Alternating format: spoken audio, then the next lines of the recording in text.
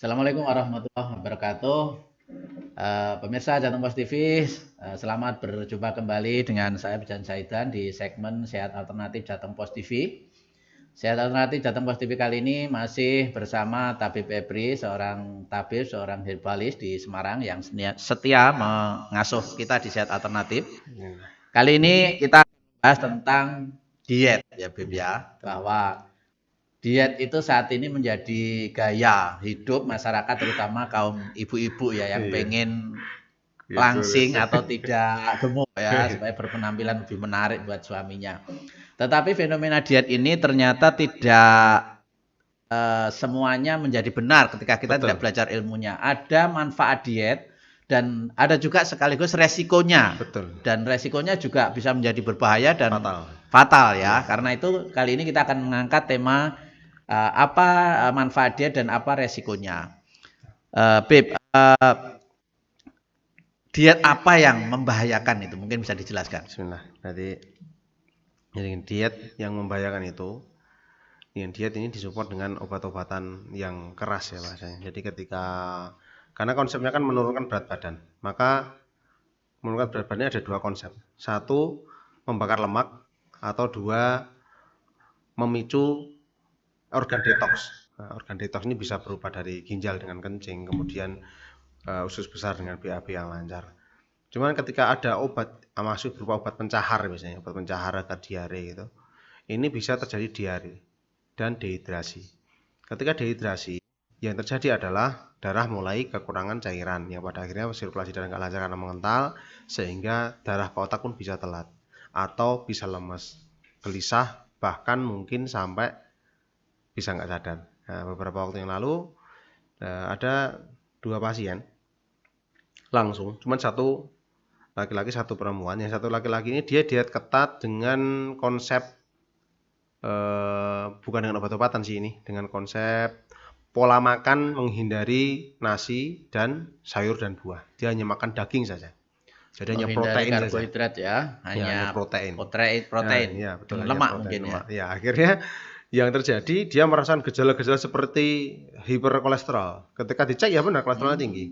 Tapi begitu ini ternyata ada imbas diet tadi. Nah, ketika saya cek, ini kok gejalanya seperti batu empedu ya. Nah, setelah itu saya suruh konsultasi ke dokter yang ahli, ke spesialis organ dalam di USG abdomen, dan ketemu benar ada batu empedu. Dan di situ konsepnya tadi, istilahnya cairan empedu atau kelenjar empedu kurang maksimal dalam menghasilkan enzim dalam melawan kolesterol, yang pada ujung akhirnya pun terjadi pengkristalan juga, atau mungkin terlalu maksimal sehingga dia terjadi pengkristalan. Nah, ini yang terjadi di awal. Nah, untuk yang ibunya yang satunya ini dia obat pencahar dengan obat. Jadi dengan obat, ramuan, obat-obatan itu saya nggak paham. Nah, diminum setelah itu diare. Cuman 3-4 hari nggak berhenti. Dan nggak bisa makan karena muntah juga. Muntah dan diare. Dan akhirnya lemes. Dibawa tak suruh larikan ke UGD karena udah dehidrasi banget. Udah UGD langsung ICU. Karena udah setengah nggak sadar itu. Karena tensinya waktu itu saya tensi udah rendah banget, udah 90/60. Udah rendah banget, udah langsung. Berapa lama mengkonsumsi obat? Itu baru sekali. Baru sekali dan baru minum sekali, dia muntah diare itu sekitar 3-4 hari. Jadi konsep bahayanya diet ini ketika tubuh kita, ternyata karakter tubuh kita itu mudah reaktif. Jadi ketika dipicu sedikit aja langsung reaksinya berlebihan. Satu, yang kedua, tubuh kita lemah, karakternya lemah. Seperti orang-orang yang tensinya di bawah, maka dia akan mudah reaksi atau mudah lemes ketika sedikit saja kehilangan cairan-cairan dalam tubuh. Ya, itu bahayanya. Yang paling bahaya dengan menggunakan konsep obat ini lebih berbahaya. Terus yang ada lagi yang diet menggunakan konsep tadi, makanan-makanan. Misal contoh, ini misal menghindari karbo tapi masih ada buah dan protein atau daging tapi tidak digoreng. Ini masih aman. Karena ini apa ya? Karena masih seimbang lah. Misalnya direbus, dikukus atau di oven. Atau di oven. Ya, ini masih aman. Tapi sebagian lagi nanti kolesterol dan asam uratnya naik. Nah, karena digoreng mungkin ya. Ya, kalaupun enggak, ini kan asal dia protein, yang dia misal daging-daging gitu. Ketika dia dikonsumsi dan berlebihan tidak seimbang, itu juga nanti kolesterolnya naik. Iya. Ya. Tapi beda lagi dengan menghindari gini. Beda lagi yang dia hanya protein saja. Atau yang sayuran saja. Kalau yang sayuran nanti atau sayur dan buah resikonya di mana? Di asam uratnya. Karena vitamin K dalam sayuran yang dari daun itu vitamin K-nya tinggi tuh. Nah, ketika vitamin K terlalu tinggi, maka darah akan mudah mengkristal. Jadi kristalisasi darah ini yang memicu kemudian darahnya mengental dan tensinya bisa naik atau asam uratnya juga akan meningkat atau terasa. Makanya orang yang ada asam urat makan daun singkong gitu aja langsung kembang-kembang semua, pegal-pegal semua. Nah ini, jadi ada beberapa konsep diet. Tadi ada yang dengan obat-obatan, ini yang paling agak berbahaya dan sensitif. Walaupun secara target mungkin lebih cepat ya. Cuman kalau tubuhnya nggak dipaksa cepat nggak kuat ya jangan gitu. Karena instan ya. Instan. Kebanyakan orang kita itu pengen yang instan. Pengen instan, lebih instan lagi. Kurus cepat ya. Akhirnya beli obat dan ternyata ada dampak-dampak. Dan itu kan murah ya. Ada resiko-resikonya ya. Kalaupun yang mahal misal dengan sedot lemak itu juga lebih lagi. Ini lebih berbahaya dan lebih mahal juga. Terus ada juga yang dengan konsep jam ya. Jadi misalnya jam 6 pagi sampai jam 4 sore. Jadi waktu makan hanya boleh di jam-jam ini, selebihnya nggak boleh. Ada konsep jam-jam seperti ini. Boleh silakan, tapi tadi kembali lagi harus diukur kemampuan tubuhnya. Takutnya nanti ketika timbul kegelisahan, ada beberapa waktu yang lalu mulai diet 8 jam dia makan di 8 jam itu. Tapi ketika jam 5 sore, jam 6 sore sampai malam tuh dia nggak makan sama sekali. Di malam tuh nggak bisa tidur, gelisah dan kemudian terjadi semacam kecemasan. Walaupun bahasanya ini sudah ditahan 1 minggu 2 minggu kok masih nggak berubah kondisinya. Ya akhirnya tak suruh hentikan aja karena nggak cocok diet itu, cari diet yang lain. Oke, termasuk mungkin ada model diet mengkonsumsi herbal diet ya. Ya betul, walaupun dengan herbal. Ya dengan herbal, tapi juga mungkin membawa dampak juga ya. Ada, jelas dampaknya ada. Cuman tadi dampak itu pasti ada. Yang perlu kita khawatirkan adalah apakah tubuh kita ini mampu mentolerir dampak-dampak ini. Kalau mampu mengimbangi dalam area tubuh kita beradaptasi dengan konsep yang kita terapkan, maka tidak mengapa. Dan itu insya Allah akan diet sukses. Yang khawatirnya, kita orientasinya diet ini apa? Orientasinya misal kurus. Orientasinya misal menurunkan racun darah. Orientasinya misal dengan posisi sakit. Nah, orientasinya harus jelas. Yang kedua adalah mengukur kemampuan tubuh kita. Jangan sampai sebuah teknik yang tidak sesuai dengan kemampuan tubuh kita sudah dipaksakan akhirnya muncul penyakit. Sebuah ikhtiar orientasi tapi ujungnya malah mendolimi diri kita sendiri. Ingat bahwa tubuh ini adalah titipan dari Allah dan kita punya amanah atas tubuh ini gitu. Oke, jadi diet apapun itu sebaiknya memang harus dengan ilmu dan yang kedua harus konsultasi dokter atau tabib ya supaya tidak salah melangkah. Ya, oke, diet yang benar dan aman lantas diet apa itu? Yang seperti apa diet yang aman? Dari pengalaman kami dan beberapa pasien-pasien yang kami arahkan dalam ikhtiar untuk diet. Yang pertama, langkah pertama untuk mengawali diet itu adalah orientasi. Dalam arti orientasi kita apa? Karena kekuatan iman dan kekuatan niat itu juga perlu. Jadi pertama orientasinya misal contoh nih, karena badan saya gemuk, saya ingin mengecilkan sedikit. Agar apa? Agar ibadah saya juga sempurna dan ibadah saya juga baik atau mudah beribadahnya. Itu salah satu orientasi. Jadi orientasinya kalau bisa akhirat, jangan dunia saja. Gitu. Akhirat ya. Cuma penampilan saja, dia ada akhirat. Jadi harus ya mungkin yang utama adalah akhiratnya, yang kedua mungkin dunianya. Ya, dunia akan selesai dengan sendirinya. Daripada hanya niat untuk dunia ya. Betul. Kemudian misalnya ada niat kedua, misal dengan orientasinya karena saya punya diabetes, karena saya punya asam urat, karena saya punya kolesterol, saya tak diet untuk menurunkan kolesterol saya. Kemudian saya diet semua makanan-makanan yang bisa meningkatkan asam urat, kolesterol ataupun diabetes salah satunya. Jadi misal contoh saya misalnya ada asam urat, berarti saya sayuran hijau saya kurangin. Sayuran hijau yang dari daun maksudnya. Tapi kalau misalnya terong, gambas atau wortel itu masih boleh, nggak masalah. Terus misalnya saya kolesterol, berarti saya daging-dagingan saya kurangin. Saya ganti ikan, saya ganti asupan lain. Terus misal saya ada diabetes, jelas manis-manis saya kurangi. Jadi bahasanya di sini kita mengukur kemampuan kita, orientasinya kesehatan kita. Sesuai kebutuhan masing-masing. Iya, kebutuhan tubuh kita. Ada orientasi kesehatan di sana. Yang ketiga adalah sebagai bentuk sebuah ikhtiar karena sakit. Ada beberapa sakit yang memang dia butuh puasa untuk membentuk atau memicu regenerasi sel sarafnya. Contohnya seperti stroke atau Parkinson, pelemahan saraf motorik itu bagus untuk dengan diet. Dietnya diet kalori ya. Jadi selama 1 kali 24 jam nggak minum atau nggak makan apapun kecuali hanya minum air putih. Kemudian di ujung bukanya dia pakai kurma atau rendaman air nabis ya atau rendaman kurma. Jadi ini tujuannya apa? Untuk memicu regenerasi sel saraf. Jadi ada sel-sel tertentu yang dia nggak tumbuh kecuali orang itu dalam keadaan puasa. Nah, seperti itu. Ini riset para ahli dan guru-guru kami. Terus kemudian setelah pembentukan niat, langkah yang pertama dilakukan adalah mengecilkan lambung. Sepele sebenarnya, mengecilkan lambung. Bagaimana caranya? Gampang. Kalau di khususnya kayak operasi ini nggak perlu. Kita cukup apa? Mengurangi porsi makan kita. Jadi bahasanya gini, untuk seminggu 2 minggu awal, oke lah kita makan sehari 5 kali, 7 kali, 10 kali nggak masalah. Cuman sekali makan cuman 3 suapan, 4 suapan atau 5 suapan. Sedikit aja dikurangi porsinya. Tapi ketika sudah mulai terbiasa, kurangin yang tadinya 10 kali ya jadi 7 kali, yang tadinya 7 kali jadi 5 kali, jadi 4 kali, jadi 3 kali. Ini mengecilkan lambung tahap pertama. Iya, paling nggak 1-2 minggu sampai 1 bulan adaptasi ya. Jadi setelah lambung kecil, kita makan kebanyakan akan kenyang. Terus minumnya juga dijaga, bukan berarti terus kita makan sedikit minumnya banyak ya, percuma juga. Kan ada tuh beberapa konsep diet, dia misal mau makan apa, misalnya sate gitu kan, di depan kita atau mungkin makan gulai atau apa, kita ngeliatin sate ya, cuma kita megang air putih minum banyak ya sama juga. Ini lambung nggak kecil-kecil kan gitu. Nah, lambung atau usus ya? Lambung dan ususnya untuk agar dia mengecil, beradaptasi dengan pola makan yang kita lakukan. Insya Allah setelah sebetulnya usus itu seperti karet ya, kalau terbiasa molor, banyak dia melar, kalau terbiasa diisi kecil dia juga akan mengkerut ya, menyusut. Ya. Dan itu dengan menyusutnya pola menyusutnya organ ini, otomatis juga tubuh akan mulai menyusut tuh di awal-awal ini. Walaupun belum diet ketat loh ya, tapi baru hanya mengurangi porsi makan. Kemudian setelah mengecilkan perut, yang berikutnya adalah dengan apa? Dengan olahraga. Olahraga ini membakar lemak, membakar metabolisme. Olahraganya bukan yang kardio tinggi ya. Kalau kardio tinggi nanti kelelahan, begitu kelelahan banget laparnya meningkat, wah jebol lagi nih. Ya. Iya. Jadi yang mungkin jalan kaki atau mungkin kardio rendah lah, renang boleh atau mungkin ya jogging ringan. Jadi bukan kardio yang tinggi. Kalau sepak bola, terus sepeda dan sebagainya itu kardio tinggi. Jadi itu nanti begitu lelah, laparnya luar biasa, nggak bisa nahan, jebol, nggak bisa lanjut dietnya. Kemudian setelah olahraga bisa dengan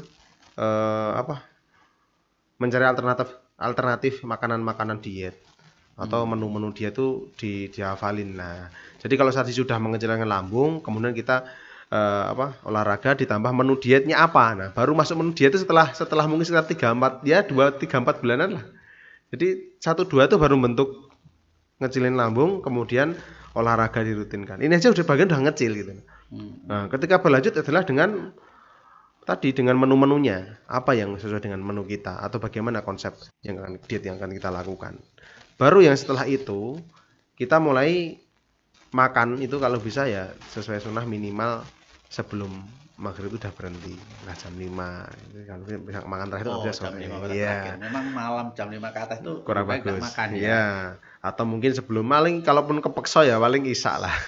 Kalau bisa kan banyak ya orang-orang yang terutama ibu-ibu yang dia konsisten untuk malam itu sama sekali sudah tidak nasi kan. Tidak nasi. Dan itu bagus ya. Ya bagus. Karena ketika tubuh tadi kalau bukan nasi, dia itu paling 2-3 jam itu sudah kosong perut. Nah, ketika kosong perut kita tidur, panas jantungnya akan mengelola semua sistem detox dan akan meningkatkan pendetoksan di tubuh. Jadi besok pagi terasa sehat dan ringan. Selain mengecilkan otot, mengurangi lemak, tapi juga menyehatkan. Nah, ini nih semua menyehatkan. Terus yang di tahap terakhir adalah konsisten dan kemudian nanti akan jadi kebiasaan. Nah, jadi diet ini sebenarnya bahasanya gini, prinsip pertama yang harus kita tanamkan dalam diri kita adalah bahwasanya semua makanan sudah nggak cocok untuk kita. Nggak semua makan tuh cocok gitu loh. Makanya kita harus menentukan makanan apa yang sekiranya bisa mensupport kegiatan kita. Bagaimana untuk memenuhi kebutuhan kita tapi tidak sampai berlebihan.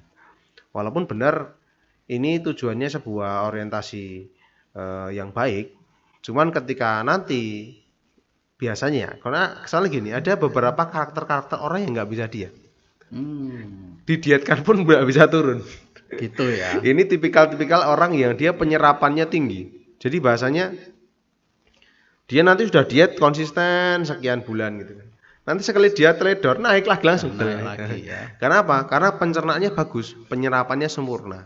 Tapi beda ada orang yang dia makannya banyak tapi badannya kecil aja.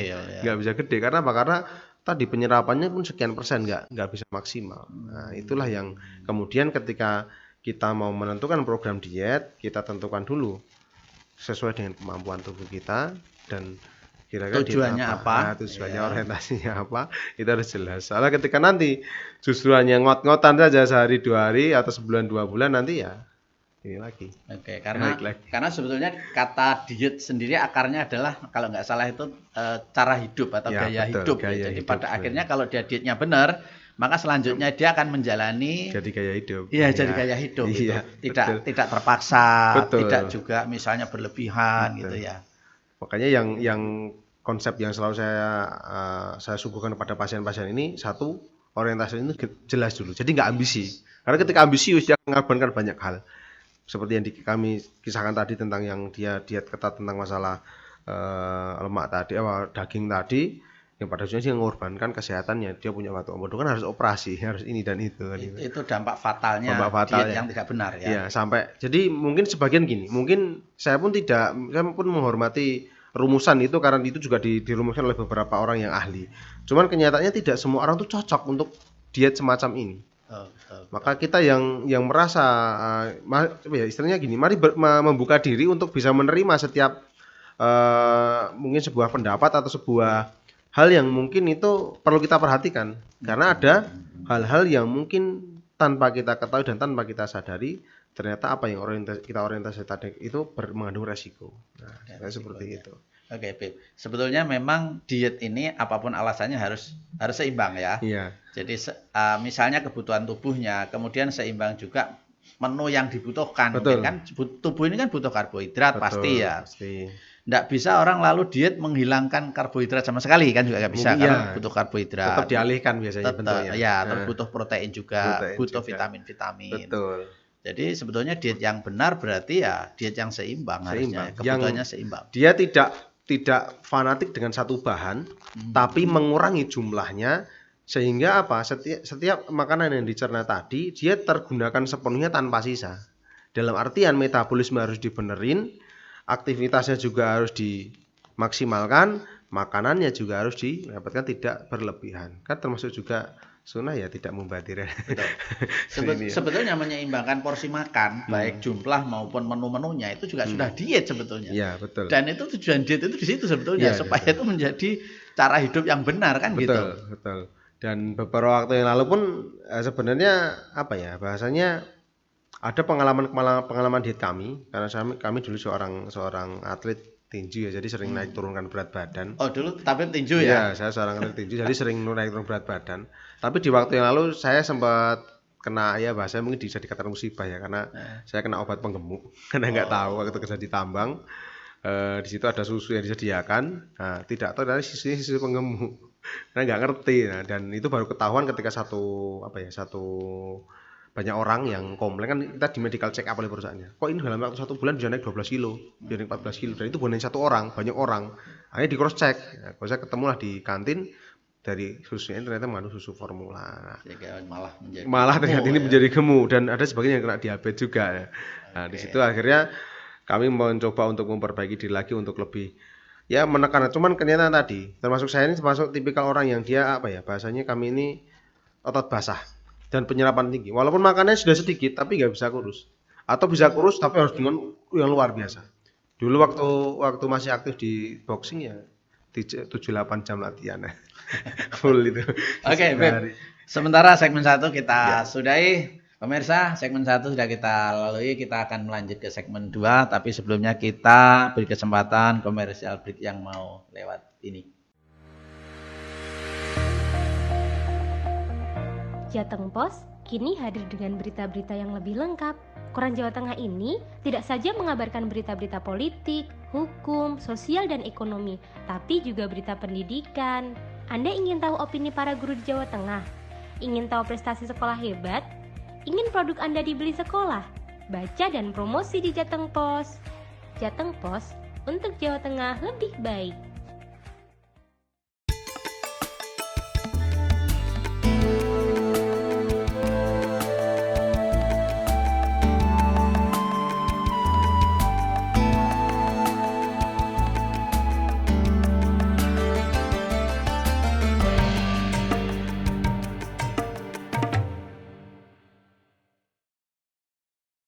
Oke, pemirsa Jateng Pos TV, kita lanjut dialog kita tentang sehat alternatif masih bersama Tabib Febri. Kita membahas tema tentang diet ya, Beb ya. Diet ini bagus, tetapi juga ada resiko-resikonya. Diet harus melalui ilmu dan mungkin lebih baik konsultasi dokter sebelum diet.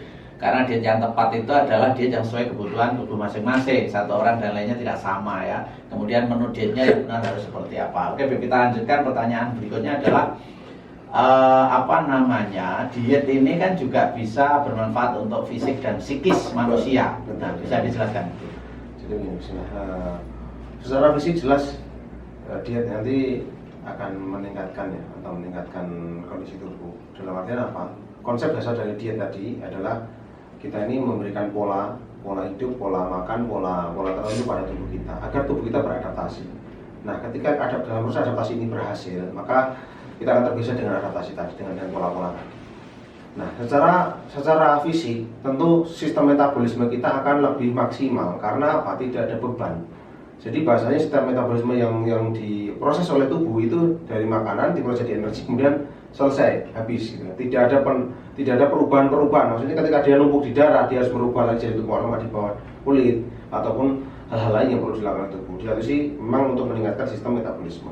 Yang kedua, ini menyeimbangkan semua sistem organ dalam dan semua sistem enzim dan kelenjar dalam tubuh kita, sehingga proses hidup itu bahasanya lebih maksimal. Kan ada tuh beberapa diet yang ketika dia melakukan diet itu yang menurut saya yang tua pun jadi kelihatan lebih muda, kulitnya lebih segar dan lebih baik lagi. Karena orang bertanya-tanya kok bisa seperti itu ya? Ya bisa, emang ini konsepnya ke sana, regenerasi selnya juga lancar. Kenapa? Karena jadi membangkitkan regenerasi sel ya. Iya. Gitu ya. Ternyata regenerasi selnya lancar, akhirnya juga meningkat dan kelihatan awet muda gitu. Di sisi lain secara psikis itu bisa meningkatkan ketenangan. Ternyata dengan dia menahan setiap gejolak-gejolak keinginan tadi dalam proses pendewasaan diri bahasanya atau pelatihan mental itu psikisnya pun juga akan terlatih untuk menahan. Dan bahkan nyuwun sewu, riset saya terakhir ternyata diet ini juga bisa berpengaruh ke kejantanan. Ternyata dengan kita menahan rasa lapar tadi, kita juga akan bisa mengendalikan ejakulasi kita seperti laki-laki. Ini yang saya dapatin terakhir ya, dan belum lama, paling belum setengah tahun terakhir lah. Dan ini apa ya, testimoni dari beberapa pasien yang lebih dari 2 orang sebenarnya. Cuman ada beberapa lagi yang belum saya cross check. Ini ada yang 2 orang positif ini, dia ternyata benar setelah dietnya sukses, lancar, ternyata ejakulasinya juga terjaga. Padahal sebelumnya tuh mungkin hanya 2 menit, 3 menit selesai. Ini nggak bisa sampai lama, dan dia bisa ngatur. Karena fit ya, tubuhnya sehat ya. Secara psikisnya jadi dia terbiasa nahan. Terbiasa nahan, jadi terlatih. Dia terbiasa. Jadi soalnya ya mungkin kalau kita sebagai seorang Islam, kita beribadah kepada Allah dan saat proses ibadah itu pun kita akan merasakan ketenangan. Ketika kita pun juga sama, kita melakukan penahanan dan kita melakukan keistiqomahan di sana pun secara saraf dan sistem psikis itu juga akan terlatih dan akan terbentuk. Jadi ternyata perbaikan dengan hanya pola makan dan pola ini dietnya ternyata bisa meningkatkan sistem saraf, sensori dan motorik dalam tubuh kita, juga secara psikis juga kejiwaan kita juga menjadi stabil. Oke, makanya beberapa orang ya itu merasa sudah tua sebetulnya ketika dia menjalani diet ketat. Misalnya kalau ada orang yang misalnya kena gejala gula itu kan salah satu sarannya adalah bagaimana dia mengkonsumsi sayur-sayur saja di jus dan segala macam itu. Itu ada yang orang itu setelah sekian tahun mengkonsumsi jus, menghindari yang lain-lain, ya tentu ada nasi juga sih. Itu rambutnya yang sudah botak itu bisa tumbuh kembali. Jadi memang secara fisik bisa berdampak ya. Jelas, berdampak sekali. Makanya kenapa hukum syariat Islam itu kita bahas di PVT tentang 5 puasa, kenapa harus ada puasa di dalam syariat Islam? Dalam konsep agama sebenarnya diet yang benar itu puasa ya. Iya, puasa. Kalau puasa untuk diet yang orientasinya untuk puasa bisa dengan Senin Kamis atau mungkin Abu Daud ya. Jadi Senin Kamis sama Sehari puasa, sehari sehari berbuka makan. nah, gitu. Jadi itu diajak luar biasa Iya. kalau bisa sebetulnya nggak perlu mikir nggak perlu repot-repot konsep-konsep. iya konsep harus berapa persen karbohidratnya, gulanya, ya. Senin Kamis atau Abu Daud ini, alhamdulillah saya punya satu teman lah. Dia masih muda, tapi dia melakukan ini. Alhamdulillah tuh, wah kecil. Sehat, fit, iya. ya. Bahkan Masya Allah sekarang jadi seorang penghafal Al-Quran gitu kan. Jadi dia konsen di sana. Jadi inilah yang ternyata sebenarnya erat sekali tuh antara dia dengan program atau dengan untuk puasa ini erat sekali. Erat sekali. Jadi perintah puasa itu sebetulnya tanpa harus dijelaskan panjang lebar karena diet yang terbaik. Iya betul. Islam ya. Betul. Karena tadi bahas-bahasnya itu akhir-akhirnya juga sama. Betul. Maka ada orang luar negeri itu mengatakan diet terbaik itu ya termasuk fasting terapi itu sebenarnya puasa itu. Sebulan 8 kali ya. Berarti seminggu 2 kali Senin Kamis. Kalau setahun harus 30 kali berarti kan puasa wajib Ramadan itu.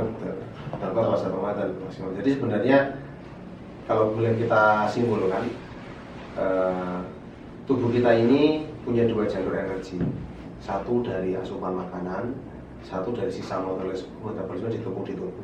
Nah, dua hal ini memang sebagai sebuah alternatif untuk mempertahankan daya hidup. Tapi ketika kelebihan salah satunya pun akan berefek samping atau berimbas. Nah, konsep puasa atau diet ini pun itu juga sebenarnya untuk mengimbangi hal ini. Karena tidak menutup kemungkinan kita pun kadang mungkin bahasanya terlalaikan dengan kondisionalnya atau aktivitas yang kemudian itu pola makan kita kacau. Sebenarnya diet ini nggak perlu untuk orang-orang yang dia memang bisa memanage pola makannya, memanage kesehatannya. Sebenarnya nggak perlu. Sebenarnya diperlukan itu hanya untuk orang yang biasanya kalau untuk tadi ada penyakit atau kedua dia dalam ikhtiar untuk penyembuhan sebuah penyakit. Nah, kalau penyakit yang biasa berupa racun darah ini memang diet ini disarankan sekali. Bahkan dietnya ini bukan masalah asupan kalau menurut saya, lebih cenderung ke bumbu-bumbu dan ke zat tertentu yang pemicunya tadi. Misalnya kalau hidden glutennya, jelas gluten dan hidden gluten ini benar dihindari. Bumbu-bumbuan ini karena apa? Banyak GMO-nya, banyak rekayasa genetik dan banyak hal sintetis yang kita cerna. Makanya beda sekali dengan orang-orang zaman dahulu ketika mungkin kita menu-menu makanannya mungkin nggak ekstrim seperti sekarang, tapi umurnya panjang-panjang gitu. Betul, karena masih original ya, masih alamiah. Sekarang udah banyak bumbu, bumbu sekali. Pengaruh juga. Dietnya sebetulnya lebih baik di situ ya. Iya, sebenarnya kalau menurut kami yang mendalami dalam bidang racun darah atau dalam bidang kesehatan tentang darah tadi lebih menekanannya itu ke sana sebenarnya. Makanya banyak beberapa orang dietnya orientasinya apa? Kalau cuma berat badan, udah tadi kecilkan lambung, olahraga cukup udah selesai. Nggak usah yang menu-menu yang bingung tadi. Mencoba mengurangi jumlah makan ya, pelan-pelan itu sama olahraga udah cukup. Udah cukup, nggak perlu yang aneh-aneh. Tapi kalau untuk orang yang ini malah justru tadi kayak bumbu-bumbuan terus itu justru malah yang membahayakan itu yang itu. Tuh, karena langsung berdarah semuanya ya. Enak, tetapi manis, gurih, legit, tapi itu semuanya dampak kimianya. Dalam kehidupan sehari-hari kita terus asupan masuk terus ya, pasti akan ada dampaknya. Oke, di dalam masyarakat itu ada gini, ada orang yang sebetulnya makan karbonya sedikit atau nasinya itu sedikit, tapi gemuk gitu ya. Gemuk itu kenapa ya? Jadi pertama ini karakternya otot basah. Otot basah. Jadi dia penyerapannya itu bagus sebenarnya. Tapi kurang bagusnya ketika dia pun makanannya ini mengandung banyak masalah ya, banyak. Nah, itu tadi ya akan terserah sempurna juga gitu. Jadi karbonya dikurangi, tetapi mungkin ngemil-ngemil yang bumbunya macam-macam itu juga. Manis-manisnya masuk. Itu jadi hidden gluten biasanya. Atau enggak, ini saya ada kasus nih Mas Ian. Dia makannya jarang sekali, mungkin sehari sekali. Tapi dia tuh kalau minum tuh soft drink. Kalau nggak soft drink, pokoknya minuman instan tuh 1 teko. Kerjanya nggak banyak gerak, cuma mungkin laptop, duduk, kantoran ya. Nah, karena energi nggak terserap maksimal juga ya. Itu meskipun tanpa karbo juga bisa penumpukan di ilmu ya. Padahal makannya jarang, saya makan jarang tuh gemuk sekali ya. Sekarang minumnya banyak gitu. Perempuan juga makan dikit, tapi Gemuk. Iya, karena tadi turun-turun nih. satu yang kurang gerak tadi, yang kedua tadi makanan-makanan itu tubuhnya terserap sempurna tadi. Jadi kalau bahasanya kalau kita mau meningkatkan sistem detoxnya, itu ya harus olahraga, makanannya dicukupkan, atau mungkin salah satu olahraga dulu, makanan dicukupkan dulu, maksudnya jangan kita tekan dulu, yang penting olahraganya stabil. Karena ini saja banyak yang nggak istiqomah. Betul. Di satu sisi, kalau kita berorientasi untuk diet, itu apa ya? Kalau bisa tuh jangan anggap itu diet gitu loh. Karena nanti tersugesti terus menderita gitu. Jadi diet itu akarnya adalah cara hidup atau gaya hidup. Maka jangan sampai itu misalnya melakukannya karena terpaksa, tapi itu sebuah rutinitas. Iya, rutinitas. Itu yang benar seperti membiasakan diri dengan hal itu. Bukan berarti contoh kita tidak mau berlebih-lebihan, ya udah gitu aja. Jadi itu sebuah karakter yang penyebabnya ya. Cuma di sisi lain memang ada orang-orang yang menurut saya karena tersugesti dari contoh nih pemahaman orangnya, kalau udah ndredeg ngewel gitu segera makan. Kadang sebenarnya itu ndredeg ngewel itu bukan karena lapar, bukan karena kurang asupan, enggak, justru kadang mungkin diabetesnya naik gitu. Karena diabetesnya itu bisa ngewel, dia ndredeg loh, ketika makannya ditambah dia makin naik gitu. Iya. Jadi ada yang pasien kami beberapa waktu di daerah Koleri ya. Di sini juga ada tuh. Kalau dia udah kambuh, diabetesnya sampai hitung 500 langsung ngewel gitu. Ngertinya dia harus makan, enggak, cek dulu diabetesnya berapa, 500 BQ, ya udah ini stop, udah nggak cari fast food atau apa, kita minum air kelapa muda biar cepat turun gitu. Ya, alhamdulillah teratasi. Jadi bahasanya kalau kita mengorientasikan sebuah program dia tadi yang penting jalani tapi jangan terpaksa. Terus tata lagi di situ aja kok, nggak usah yang ekstrim bila perlu untuk cek hariannya itu beli ini ya timbangannya ya, betul untuk mengukur ya. Untuk mengukur jumlah kalori sebelum makan dicek timbangannya, setelah makan dicek lagi bisa. Jadi memang ini gaya hidup memang, tapi jangan kemudian dijadikan sebuah tekanan, karena ketika itu menganggap tekanan nanti orang cuma ledak dan akan keluar dari kanan. Betul, kan orang dalam kondisi program terus kan juga nggak bisa ya.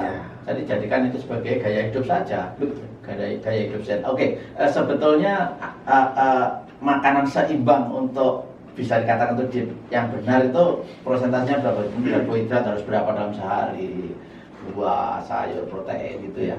Kalau dalam kalau lebih mudahnya nyampaikan untuk para pemirsa Tempoes TV, mungkin untuk prosentasenya itu sebenarnya kalau bahasa kami memang karbo itu dikurangi ya minimal ya 20 atau 30% lah.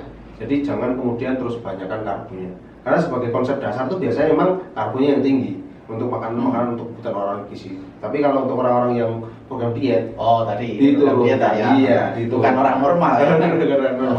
Diturunkan. Maksudnya semua konsep diturunkan saja. Ya minimal prosentasenya sih sama sih, makanan 4 sehat 5 sempurna lah sebagai salah satu dasarnya. Cuman prosentasenya dikurangin. Misal contoh kita makan 1 piring tuh, udah kirangin sepertiganya. Atau kalau yang mau tadi seperti saya sampaikan tadi dengan menu mungkin 4 sendok 5 sendok selesai. Tapi nanti mungkin kalau lapar baru. Kalau bahasa gini, kalau nanti melilit banget baru kasih makan. Kalau belum lilit jangan dulu, tahan dulu. Jadi gitu. Jadi makan makan setelah lapar dan berhenti sebelum kenyang. Itu konsepnya. Jadi cuma pengendalian diri aja sebenarnya konsepnya dari ini. Jadi bukan sebuah hal yang sebuah hal yang penuh dengan tekanan, enggak kok. Makanya sebagian yang sukses itu justru mereka itu yang menjalaninya dengan enjoy. Wes biasa kok saya seperti ini kayak gitu. Jadi lebih ke prosentasenya itu lebih ke jumlahnya ke ini loh, prosentasenya ke kecil-kecil aja dulu, panjang atau porsinya. Ya, atau mungkin nanti sudah langsung mungkin 3 kali sehari, cuman tadinya 100% ini hanya 30%. Nah, seperti itu lebih mudah dan tidak menekan, tidak terpaksa, dan ini menjadi program misalnya ya. Betul. Diharapkan menjadi gaya hidup yang sudah betul. Normal. Oke, kalau orang sudah memang wataknya sudah fisiknya sudah kurus ya, lahir kurus sampai dewasa kurus, itu juga perlu diet nggak kayak gitu? Pengalaman saya perlu. Perlu ya. Karena nggak semua orang kurus itu beres. Karena nggak semua orang kurus itu beres di sini. Tidak semata-mata menurunkan berat badan. Iya betul. Karena untuk menjaga pola tadi untuk racun darahnya. Karena ada orang yang nyusul badannya kurus, tapi justru orang kurus itu kadang potensi kolesterolnya tinggi. Ya, makanya itu harus dicek tuh. Atau mungkin orang diabetes kering itu tadi gemuk langsung kecil tuh, nyusut ya. Ini kalau diet ini, tapi dietnya karena ini diabetes. Ya.